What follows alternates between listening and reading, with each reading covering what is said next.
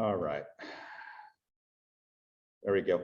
Can everyone see my screen? Yes? Okay. Yes. All right, wonderful. So agency and fiduciary duties.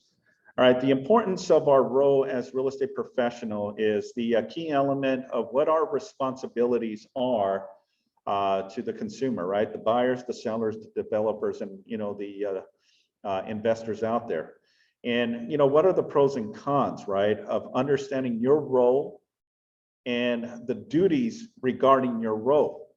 Just because you have a real estate license doesn't necessarily mean that you're doing everything as according to the law, the Department of Real Estate, the California statute, and more so the agency agreement, right? The agency agreement defines our position, our responsibility, but more so it talks about what are your duties, okay? And your duties as a licensed real estate professional, right? That is the number one key element to success, but more so to protect you and your commission. That's what it really boils down to, is as an agency's responsibility is what are you supposed to do, right? Well, we're in the real estate industry. Our number one job is to find, identify, negotiate, open escrow, close and close the transaction, and ultimately get paid a commission. Here's the problem that I see with a lot of real estate agents. They go too much above and beyond, okay? And the problem with that is that this is where liability comes into play. And this is where complaints come into play, because we go outside the scope of our job description per se, okay? So there's two elements to this. One is the agency, and then two is the fiduciary duties. What are you responsible to do, okay? Why do agents do what they do and ultimately get themselves in a trap where now they're backpedaling, right? Because they did something they shouldn't do. So today's presentation just kind of defines, through the California Association of Realtors, the tools that we need to understand our role as real estate professionals. All right, so who is a dual agent, as an example? An individual agent who represents both parties to a real estate property transaction. Each individual agent from a brokerage firm that represents both parties to a transaction, even if the agent works exclusively with one side. So here's, the agency aspect of it. If you are an agent representing the listing, right, the seller, and you're hosting an open house as an example, and a buyer comes into your open house, right? The buyer falls in love with the property. You ask those critical questions. Mr. and Mrs. Buyer, are you working with an agent, right? The answer is no, we're not working with an agent. Wonderful.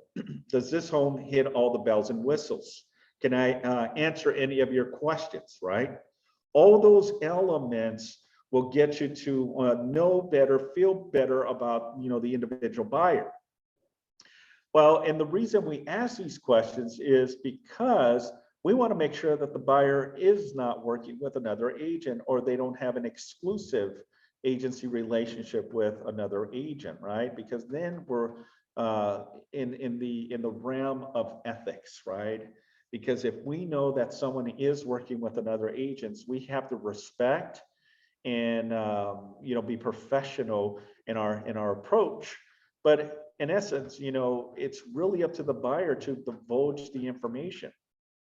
So in instance, when it comes to dual agency, you got to be very, very, very careful, because how can you represent both parties and not divulge information that you have knowledge of? You're the listing agent representing the seller. Buyer comes in the open house. Buyer says, I don't work with an agent. Buyer wants to work with you and submit an offer, right? Buyer asks you, well, you're the listing agent. What is the lowest I can possibly get the home for? What are the terms that I can get? That's where you got to be very, very careful. It's a fine line that you are putting yourself into, because at any given time, you compromise this transaction, meaning you compromise it, then each party can hold you accountable.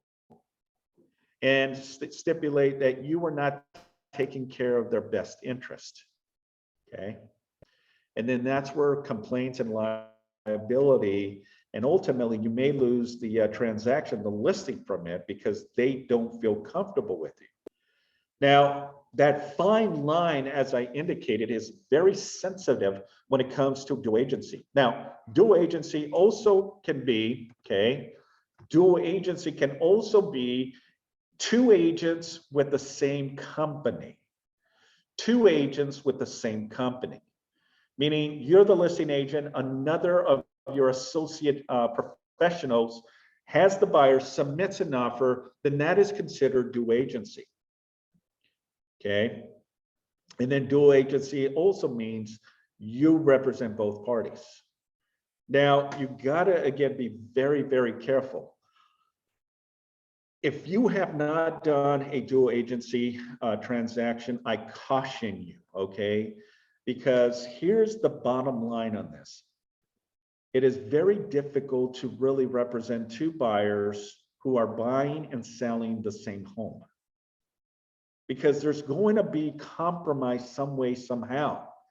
And if you're willing and leaning towards that, okay, meaning you divulge that information, then you're compromising the other party. Remember, everything is all about confidential. Everything is all about, taking care of their best interests, right? So if a question is asked to you, well, what is the bottom number that the the seller is willing to take, right? Well, the question there is, even though you do know, you cannot divulge that information. Because if the seller says, look, I know we have it listed for 1.2, but if an offer comes in at $1.1 million, okay, I may consider it, but I don't want you to divulge that information. I want you to list it at 1.2, okay? Now you list the property on the MLS for 1.2, a buyer comes, you represent that buyer who wants to submit an offer, and now you're on a catch-22. Well, what is the number? I see that the property has been on the market for 21 days, right? Well, in your defense, you got to be very, very, very careful, because again, if the seller finds out that you divulge this information, not just are you in violation, there may be an ethics complaint, but more so you may lose the listing, and there's nothing I can do to save that listing, even though all listings are owned by the brokerage, right? It doesn't matter. It doesn't matter. Because if there's any indication of wrongdoing, misleading, fraud, or any ethical practice, then I have no choice to avoid a liability or a complaint, right? Because not just can they complain to the local board, the California Association of Realtors, and more so, they can even file a complaint with the Department of Real Estate, and you do not want the DRE investigating you. And it can be something so small. But here's the problem that I see when the Department of Real Estate comes into play is they send out this letter, which is a very detailed letter from the investigator over at the Department of Real Estate. And that letter is going to ask for a lot of information. What they're trying to do is find some dirt on you, something that they can stick to file some type of complaint against you, and then ultimately jeopardize your real estate license. And most can be just a slap in the hand, but if it's a severe situation that money was involved, damages were involved, it can be more than just a slap in the hand. It can be where they restrict, suspend, or even revoke your license. You do not want to be in that position, because it doesn't just involve stress, but it's very time consuming. And more than that is money involved, because you may have to hire an attorney. A broker is only so much that we can do, because we're not attorneys. Then sometimes you may have to hire an attorney to help represent you if there's any accusations from the Department of Real Estate. Okay. I know I said a little more than what I should have, but again, I want you to practice good ways of professionalisms when dealing with transactions. That's your number one priority, right? And if you can avoid dual agency, even better. Just say, look, get another agent in your office that says, look, we're going to split it. I'm willing to give you some of the costs. I brought you this buyer and we can go 50-50 or whatever arrangements you have. Because at the end, you're controlling, this transaction, but you're also putting an arm's length of this transaction. So that way it doesn't compromise your position when representing the seller. So look at it from that perspective as well. Okay. To whom do agents owe fiduciary duties?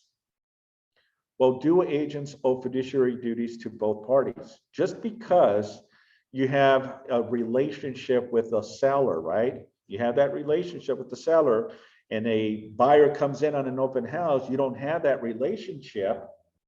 You want to make sure, one second. Hi. It's already on. Okay, cool. So let's see. I don't see Mike. I think he's in the wrong Zoom. Yeah, tell him to check the system. Hey, Okay. Simon. Yeah. The Zoom that came on the email is incorrect. It goes to Scott Hassler's something. So I just want to let you know, I couldn't get in off of the link from the email today. I went back into your calendar and that's how I got in. Oh, okay. Oh, Got it.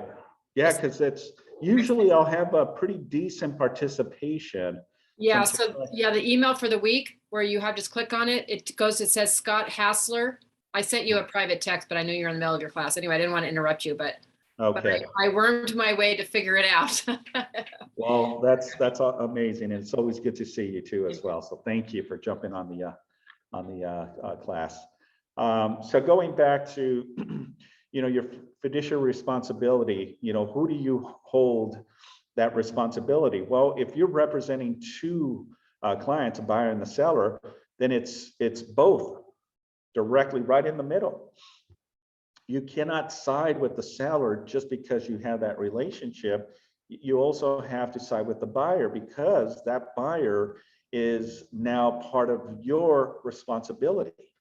Meaning, if they're going to be working with you, you have to uphold the integrity of the transaction and work and bat for your clients as well. And here's the fine line is how do you maneuver to that? That's why a lot of real estate agents, instead of representing both parties, they'll get another agent involved saying, hey, you know what, I represent Mr. and Mrs. Seller, you're going to represent the buyer, and we're gonna work it together. But now you at least have a distance, even though it's still considered dual agency, but now they can have a conversation where you're not involved in it because you have another licensed agent within the same company. Okay. Neither party's interest may come before the others. Okay, again, just as I said, you have to understand how to navigate that and the ability to, hold that composure, but more so, right, is the ability to not divulge any information. Now, with that being said, if the seller is fine in letting you give that information to the buyer, then you're good. You're awesome. You're okay. Because now the seller has given you instruction. Now, to protect yourself from any fiduciary liability, you want to have that in writing, not over the phone, okay, but something in writing, via text, via email, something in writing that says, you've been instructed to divulge, that information to the consumer, the buyer.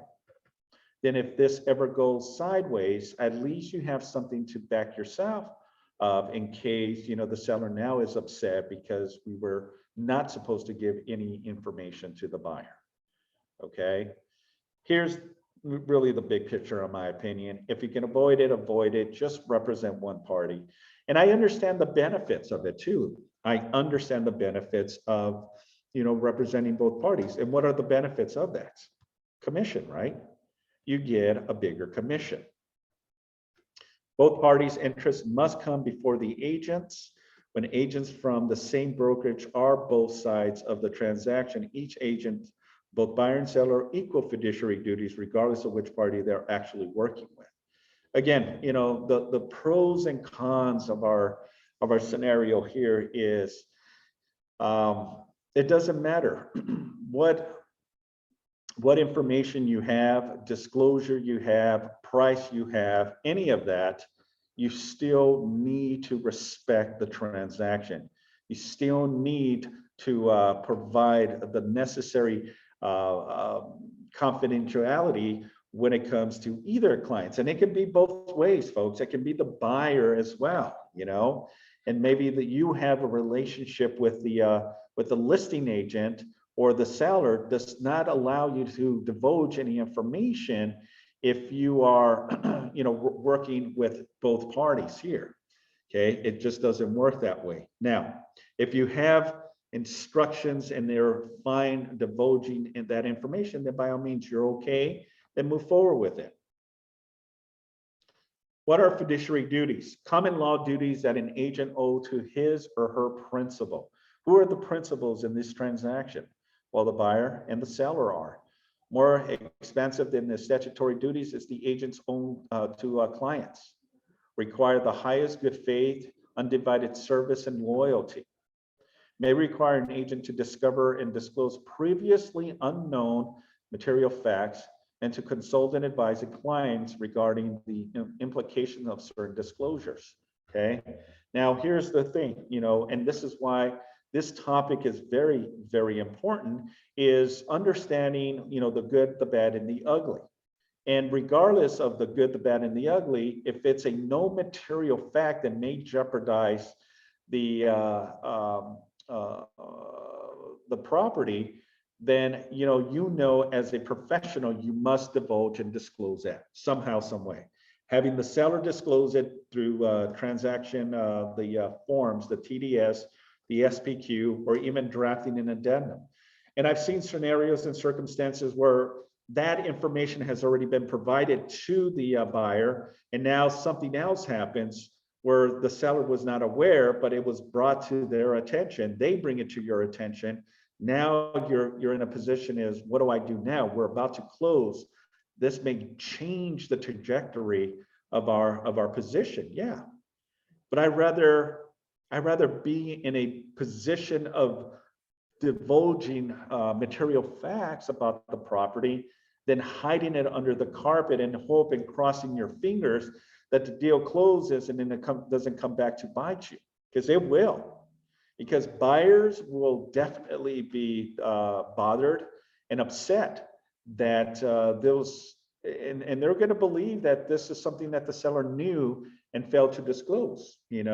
Yes, they have to provide what proof they have that the seller knew about it, but you do not want to be in that position. You just don't. It's time consuming, as I said earlier, and it doesn't really help from your focus on going out for new opportunities, because now you're drained on a case, and now you're divulging more information, you're providing additional documentation, and now you're with your TC and your brokerage trying to get additional forms, so if you can avoid all that, even better. But here's, the discovery of any material facts. If something does happen, it doesn't matter if it's something small or something severe, you disclose and you bring it to the buyer's attention. I'd rather lose the deal than be involved in a closed transaction, collect the commission, and now that buyer is suing us, or that commission that you earn goes bye-bye. Okay? And now everything that you work, because of your position trying to sugarcoat this or brush it under the carpet, now it comes back to bite you and haunt you. It's not worth it. Okay, do the right thing each and every time. Do the right thing, and I promise you, you will sleep a lot better when you practice in good faith and do the right thing. What other agents' duties may apply? Well, statutory duties to non-clients and clients alike. Let's just say that you're doing an open house, right? And as an open house, you don't have any control over the buyer, right? You don't. The buyer is coming to an open house, okay? Open house, what does that mean? Well, that means that, it's open to anyone. They don't have to have an agent present. They don't have to submit an offer in order to come and see the property. If it's an open house and you're hosting it, then anyone, any consumer can come in and view the property. If it falls within the parameters, right? If you're hosting an open house on Saturday from 1 to 4 o'clock, but someone comes in at 12:30 asking, hey, I know you're having an open house. We're here. You got to let us in. Do you allow that person to come in, even though your open house doesn't start till 1 p.m.? Okay.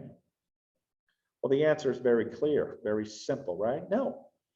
That's the reason you posted the time frame, and they have to respect your and also the seller's wishes from one time to another, right?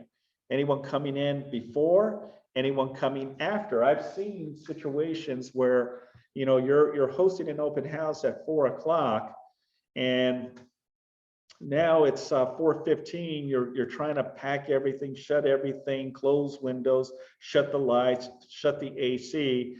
Now start collecting your directionals, right? And as you're walking out, you have a consumer, and they know, I know that it's at 4 o'clock. I'm running late. There was traffic. Can we still see the property? Haven't you come across that situation, right? Well, that time is a discretion now. Now it's okay, should I just stop what I'm doing and allow this person to come and see the open house, knowing that there was a window of 3 to 4 hours to do so, or you say no? Well, that's your decision. That's your discretion. That's if you want to and say, look, if I don't have anything else, this client may be that buyer that wants to submit an offer. What if, right? Then you choose. But you also have the right to choose no to that. Okay. You also have the right to say no to that. So conduct a reasonable, competent, and diligent visual inspection of the accessible areas of the property. So here's my position on this, and this is why the ABIT is very important as part of the duties as an agent and as your agency disclosure and your fiduciary responsibility, okay? You have a duty to also visualize the property and its integrity of the home, okay? I was looking at a property over the weekend, and this property seemed to me like it had structural damage. All the walls in the house, from the kitchen, the living room, the dining room, the family room, and the bathroom, and some of the bedrooms had cracks. And this was on a raised foundation. So to me, an assumption to that is there might be some type of integrity of the infrastructure of the home. Now, I cannot base it on that. The home was built in the 1930s, and there's been a lot of earthquakes throughout the 80-something years. You still want to do a reasonable, competent, and diligent inspection, visual inspection of the property. Now, does that mean you got to wear a hard hat, a ladder, a flashlight, and go under the house, go on top of the roof, go inside the attic? No, that's not what it says. Visual inspection. If I see cracks, I'm going to note that. There's cracks. I'm not going to emphasize the size. I'm not an engineer, I'm not a contractor, but I'm going to note on my agent visual inspection that there is some cracks on it. I'm not even going to say it's foundation. Okay. not going to say it's foundation because, again, who am I to interpret that? I am not an engineer. I don't know about foundation. I'm not an expert on that, but what I am an expert is visualizing, right?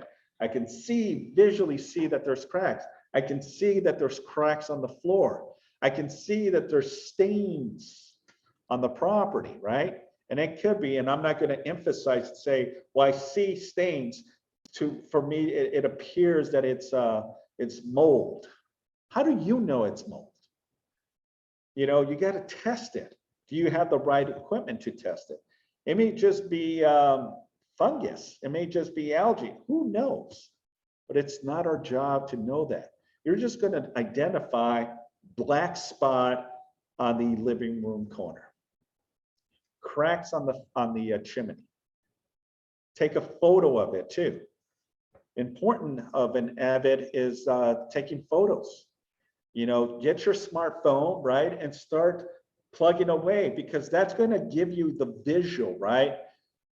Because you're not going to fill out the Avid while you're looking at this home. That just never happens. It's like, okay, I got my Avid here. I'm going to go look, blah, blah, blah. I see stains here. No, you usually do the observation, right? Then you go back and do the report. But what better and what benefited to you is if you had the photos there. Oh yeah, I remember about this crack in the kitchen area. Oh yeah, I remember the uneven of the drawer or the one of the cabinet doors, right? Oh yes, this light appears to be out, and here's a photo of it, because that's going to build that muscle memory to remember. Oh yes, I remember X, Y, and Z, and that's all you're doing. So the importance of doing an Avid, right? But more so having photos to back it up. Photos don't lie, right? Photos can be a good testament to your position because you have evidence. Can I ask a question about that? Absolutely. Would you typically add photos with all of your Avids? Absolutely. Yep. Okay. Yeah. Especially cool. Something big, I would definitely put some photos on there. Just get your phone and start sapping away. Okay, I see this. Okay. From the little things to the big things, just disclose it. Okay. Okay. Cool. Yeah, let the buyer make their own decision if they want to ask for requests of repairs, ask for credit, or even a price reduction. All you're doing is providing additional information of what your view of the property is. Doesn't mean you're the expert, doesn't mean you're the engineer. Well, I'm a contractor. Based on all this, it's going to cost you about $80,000 to rehab. No, that is not our job.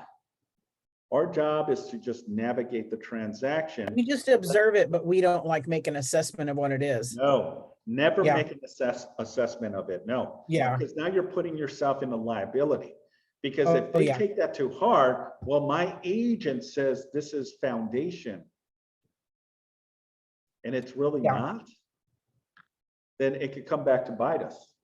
Totally. I've seen where cracks happen because someone gets pushed into the wall, right? Walls are meant to have cracks, you know, if you have enough force on it, right? Push someone or punch the wall, you're going to make some type of dent on it or even crack. So again, we cannot stress the fact that, you know, what the conclusion to is. All we're doing is identify what we see. That's it. Well, that was very helpful because I never even thought to add pictures to an Avid. So it's like, now I know what I would do like on my next listing. Absolutely. 100%. Okay. You know, yes. I have a question. I've never done the photos either. I always do more for a lease so that something is like, you know, rememberable, like this is how it was, like to protect yourself. But I haven't done that. But I will say that my last sale, the listing, I was a buyer's agent, the listing agent used the Glide, which I haven't done Glide other than back in the PED days with a million PEDs that I did, you know, Glide for any other service for that. And he did the Avid off of Glide, but it was really the weakest Avid I'd ever seen because he actually didn't write anything. He just put a photo. living room, and I was like, what kind of Avid is this? Like, he had nothing written, and so that's what it was. But the pictures is great, but do we I've never done that. So when we send an Avid, we attach it and send it like through command. We can't do that, I don't think. I know we can't through command, but I mean, do you just would send it with it for the buyer, for listing side and buyer side to have it? Yeah, absolutely. So part of the Avid is give it to your transaction coordinator, and they can email the Avid. If it doesn't go through command, then the TC can send the agent visual inspection report and attach the images with it. And you can emphasize, usually you'll know, right? If the pictures of a kitchen, obviously that's the kitchen. If the photo is of the bathroom, that's the bathroom.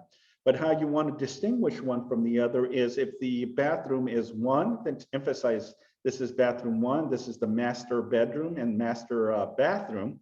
Or if the property has, more bathrooms, then you want to categorize them as part of your Avid. And to me, we never in the past done any photos or images.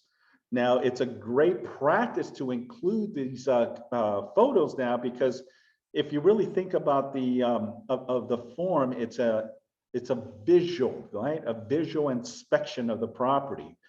You walk into the property, you're going to analyze it. You're going to be like a rotating conveyor, not a conveyor, but a bobblehead, where you're just going to kind of up and down, side down, and kind of look at everything as you're walking. Things are going to be noticeable immediately, right?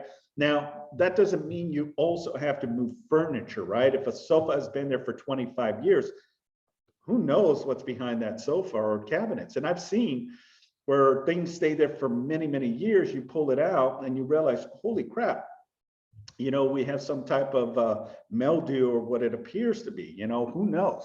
But it's not our job to stress and emphasize what it is. We don't have the proper tools. All you're going to say to articulate that is there is a black stain behind the dresser. That's it. You don't even have to measure it, because I've got many questions. Well, do we need to measure the size? Oh, it's 5 inches by whatever. No, that's not our job. Okay, you're not going to get tape measures. You're not going to get any of that stuff. All you're doing is just visualizing the property and providing additional documentation to both the buyer and the seller. And that's also one good thing to do, because the seller may not even know. When you live in the property, you have your habits, right? And sometimes you'll look at a wall and you realize, you know what? I never realized that there was a crack. And now and it could be because settlement of the house maybe shakes. It can be many variables of why now you see something come up, but the ultimate protection is, it's to conduct a reasonable, competent, and diligent. Okay. What you said earlier, Christine, is, not right from the agent just to take photos and think that's my Avid. Okay. That's why you need to emphasize, competent and diligent, not be that lazy agent, snap, here you go. You make the decision from there. No, act like a professional, right? And really articulate what you're trying to accomplish with these visual inspection forms, because this could protect you from ever coming back. If there's a lawsuit between the buyer and the seller, they're going to drag you into it as a witness. Well, you as a professional were in the property too. Something to the story. Okay, I'd rather be protected, that I can pull my old Avid and realize, holy crap, now I remember about this. Yes, I remember vividly seeing a stain or a crack. Because what if that crack eventually leads to something else? Think about what happened, I think about a year ago, 2 years ago, out in Florida. An apartment complex collapsed, literally collapsed. And there was a lot of people that ultimately lost their lives, because you can see from a camera from another building when it happened early in the mornings, where half of the building just went down. And there was indicators years before from the swimming pool that was leading and putting moisture inside there was cracks that were leading into the foundation of the structure that ultimately it weakened the foundation. And throughout the years, it ultimately snapped. But there was indicators, there was videos you could see from people actually looking at videos of cracks and water spots and, just very strong indicators that there was something wrong. They should have condemned that property early on. And now imagine, the lawsuits involved in that. And that's going to be a case for years and years and years. Again, not saying that's going to happen to you, but what if you are involved in that position where now you're dragged into court because of something that happened with the property? Okay. Even like an electrical box, do you need to literally physically open it up? Well, it's a discretion, that can save the buyer and that can save the seller a lot, because maybe they never open up the electrical box, right? And because you're doing your due diligence and inspections as part of your visual, you open it up and realize, okay, this looks okay. But then down the line, they go back and see one of your photos and they realize, well, a professional electrician identified, well, this is the source where this home ended up catching on fire. It started with the electrical box, which again, you don't have to be an expert. All you're doing is photo. That's it. Does that make sense? I hope that kind of clears some standards to this. Disclose to potential purchasers material facts and defects affecting the value and desirability of the property. 100%, right? That is your job. That is your responsibility, folks, is, as a buyer, agent, or even as a seller agent, you want to protect yourself from any potential issues. If or someone divulges this information, then you must disclose. Here's one thing that has happened in the past. You're walking the property and the next door neighbor comes up, greets you and introduces themselves to you. Hey, by the way, Simon, do you know that this property X, Y, and Z, right? You knew about it because the neighbor said. Is it something that you do not divulge, or do you bring it to someone's attention? Well, if the neighbor is telling me about something, I'm going to ask questions. I'm going to ask the listing agent, if I'm representing the buyer, hey, this was brought to my attention by the neighbor on 2222 Elm Street, right? This neighbor bought it that, they hear some sounds coming from the property, or whatever the case may be, right? I'm just, out of curiosity, have you heard anything? Based on the disclosures, I don't see anything. But that may open up a can of worms that says, oh yeah, you know what? The seller failed to divulge that information, that in the attic, they may have a generator, right? A generator that when the power goes out, that generator kicks in and makes the funny sound, right? Well, there you go. But we wouldn't have known that if the neighbor wouldn't brought us to our attention of a sound or a noise, right? And again, I'm just going left field on this. Doesn't mean that's going to happen, but just so you get an understanding, anything that may be a potential material fact or defect of the property that may ultimately devalue or desirability of the property, you wanna disclose. Okay. Agent's inspection should reflect honest, fair dealing and good faith, diligent exercise, and reasonable skills and care. That is on your AVID. If you look at your AVID, I think it's on page 3 or 4 of the AVID, the agent visual inspection, and it says agent's inspection should reflect honest, fair dealing, and good faith, diligent exercise, and reasonable skill and care, right?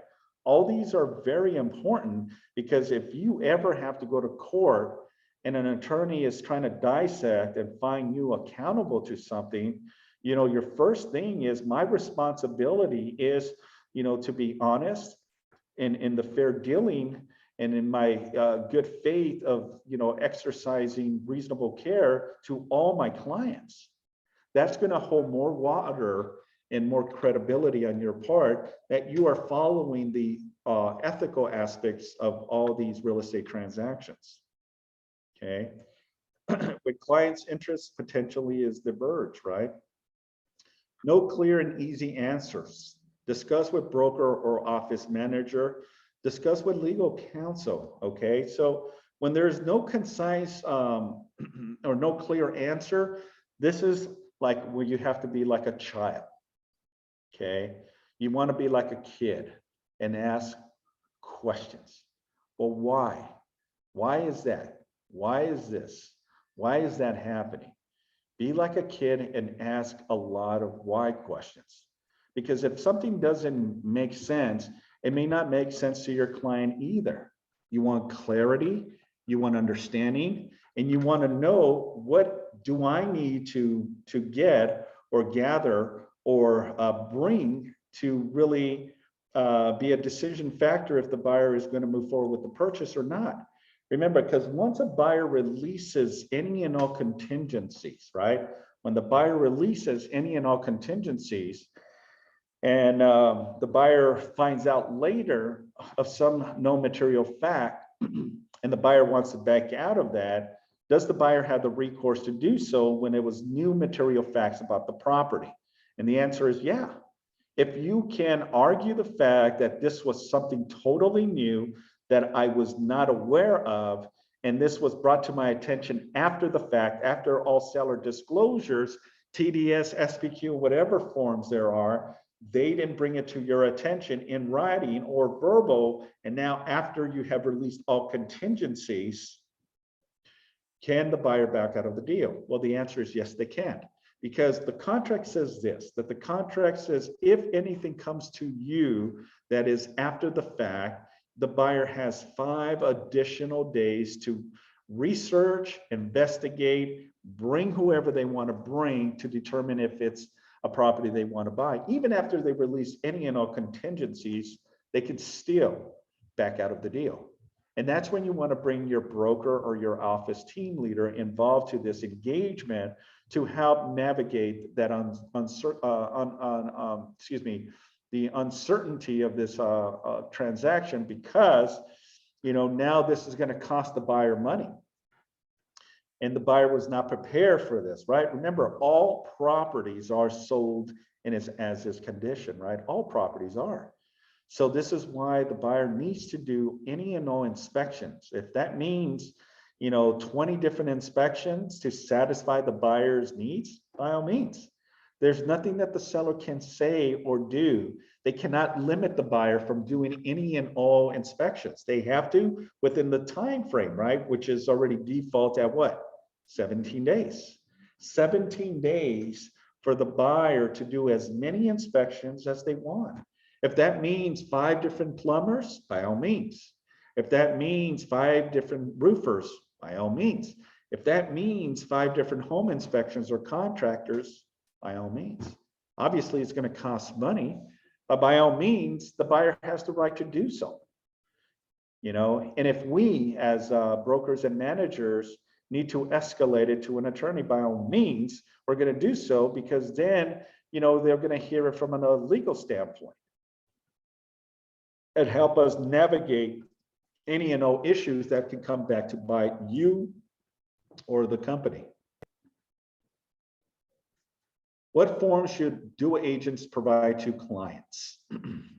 Well, first and foremost, as part of the purchase agreement, it automatically provides you with what? The AD form, right? The disclosure regarding real estate agency relationship, better known as the AD form. A confirmation of real estate agency relationship as well, the AC form. Note that paragraph 2B of the purchase agreement contains the required confirmation language. If the RPA is used, a separate AC is not necessary, okay? It is not necessary. But ultimately, if it's not on there for some odd reason, then you can replace it with the AC form, the confirmation of agency. Now, CAR Form AD describes the different type of agency relationship possible in a transaction and their associate duties. If no dual agency, listing agent provides an AD to the seller and the buyer's agent provides an AD to the buyer. But if you're representing both, then you have to create the agency that has both the buyer and the seller. Okay, and that satisfies your position of disclosure. Because let's just say that you submit an offer, an RPA, but you never submit the agency disclosure. Well, under certain circumstances, you know, the seller is not obligated to pay you a commission. You heard me right. If you are not providing a AD form, and I've seen case studies where an agent failed to provide an AD form to any party, then they're not obligated to pay a commission. Okay, because the buyer can pay you a commission, right? That's why you have the buyer representation agreement in place, in case that if the seller is not paying you a commission, you can still get compensation from the buyer. But if you're not provided that AD form, unfortunately, there's nothing that I can do to help articulate our position in a way to collect commission. Because if the buyer or the seller are savvy, they're going to say, well, I never was provided with an agency. Yeah, I submitted an offer, but I didn't know what the buyer and my responsibility to this agent. I thought he was just submitting an offer. If it happens, great. And if it doesn't, great. But I was under no obligation to pay a commission. And there's very savvy consumers out there, buyers and sellers that understand the elements of these forms and they read them. And sometimes you deal with buyers and sellers that are attorney and judges that understand and are, you know, true to the matter of the documents. So part of the form, the AD is in dual agency, the agent simply provides an AD form to each party. Form states that the dual agent may not, without express consent, disclose to the buyer and the seller would accept lower price, or to the seller that the buyer would pay more for the property. Now, if you look at that agency disclosure, it says fiduciary responsibility to the buyer, fiduciary responsibility to the seller, and fiduciary responsibility to both the buyer and the seller under a dual agency transaction. A dual agent will not disclose confidential information regarding financial position. So here are some of the motives that we may not divulge that information without the written consent of your client. Financial position, motivations, bargain position, personal information that may impact the price. So as an agent, you know, walking that fine line, right? You got to be very, very, very careful in how you approach these parameters, because if you are divulging information that can compromise your position, or someone may want to not work with you because they don't trust you anymore, and it may also jeopardize the transaction, and more so the biggest factor, which is your commission as well. So the AC form states the agency relationship present in a specific transaction may be signed by the buyer and seller separately or on a single form. And then it may also be included as part of the RPA or on a separate form. So the confirmation of real estate agency relationship, okay, here's a sample of what it would look like.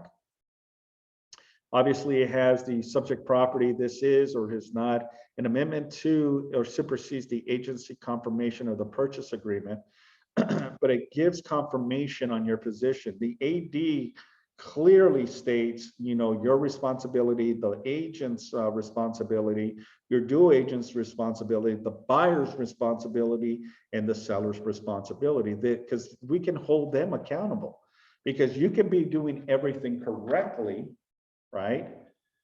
Everything correctly. And now the buyer or the seller are being difficult and not helping you, you know, in any way, then yeah, you can hold the seller for compensation. You can hold the buyer for compensation. So this is clear expectations of what you and your clients need to do.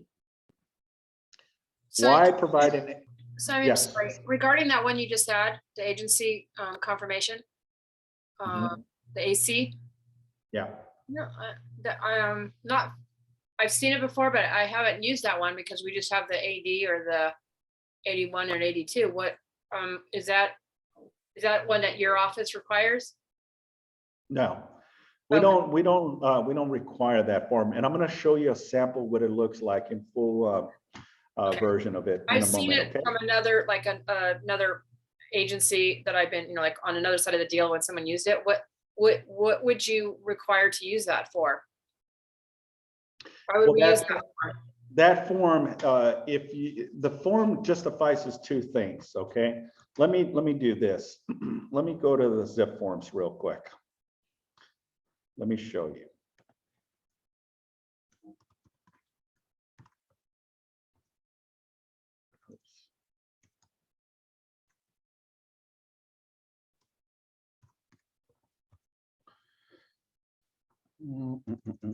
AC form.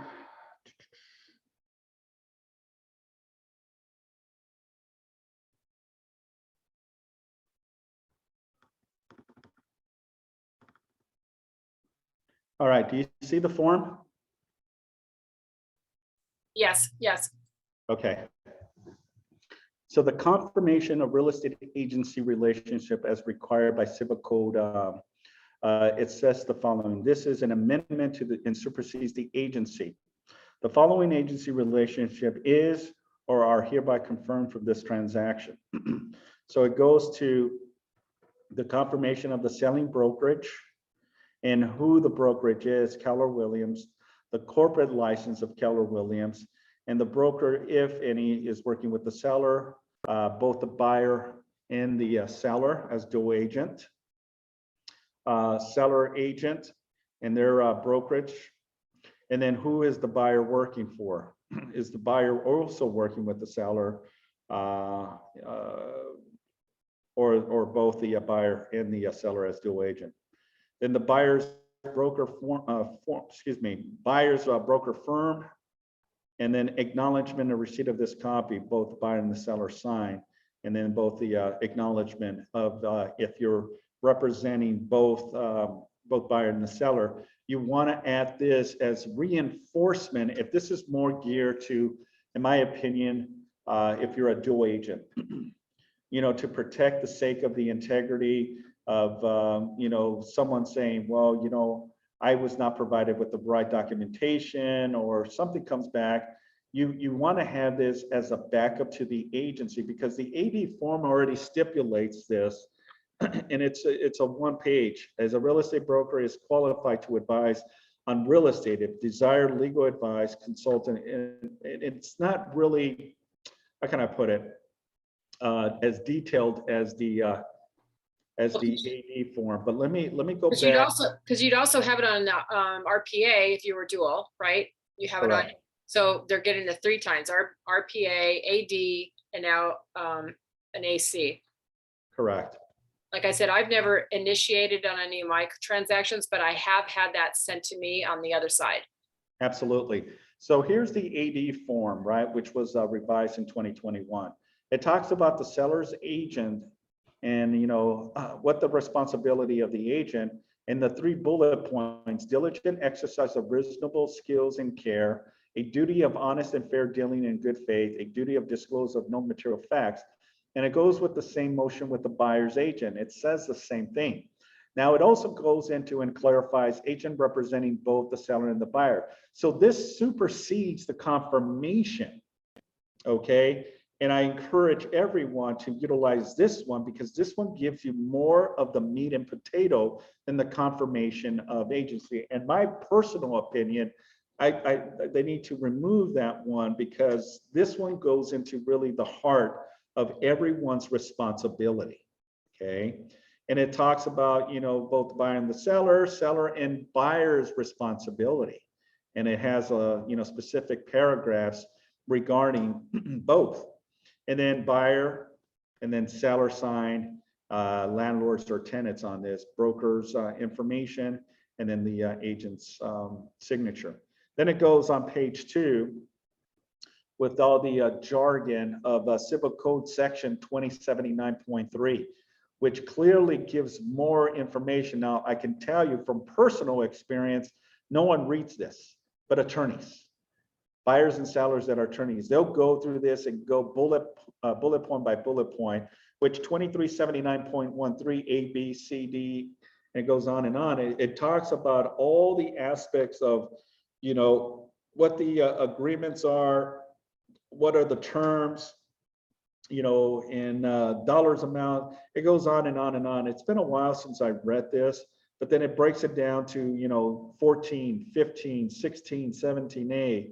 And, you know, and then here's where that confirmation, the confirmation from the AC form is right here in the back, and confirmation of, and this one you don't fill in, but it's more of a backup to the agency disclosure. That's what it is, okay? Then it goes into your fair housing and so on and so forth, but that's what it is. Okay, any questions? All right, so let's continue. May reduce the dual agency exposure to lawsuits. Can you see my PowerPoint presentation? Yeah, okay. By putting clients on notice regarding the nature of dual agency and what may be disclosed to the other party. Additional resources, you know, quick guide, dual agency disclosure. You can click on it and that'll take you to the presentation. Let me go back here real quick and see if I can show you this. And here it is. Oops, let's see if it comes up. Maybe not. Click, click.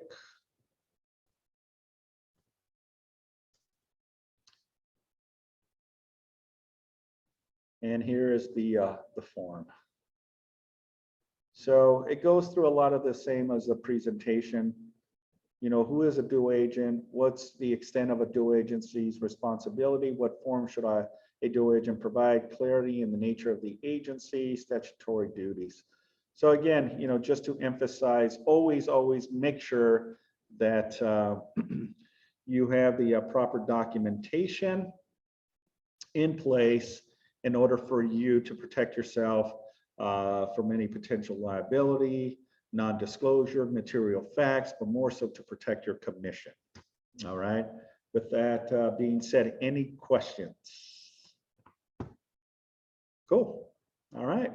Well, then that concludes today's training on dual agency, fiduciary responsibilities, and agency disclosures. And again, if you have any additional questions, please send me an email, call me, text me, and I'll be more than happy to clarify that.